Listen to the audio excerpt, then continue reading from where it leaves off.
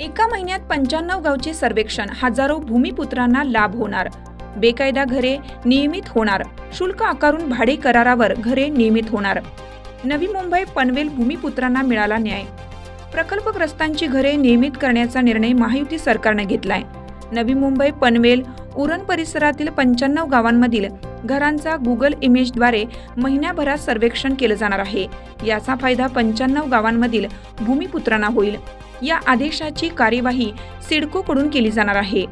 गरजेपोटी ज्यांनी बेकायदा घर बांधली ती घरे नियमित करण्यासाठी अनेक वर्षापासून शासनाकडे मागणी केली होती. ती घरे शुल्क आकारून भाडे करारावर नियमित केली जाणार आहेत.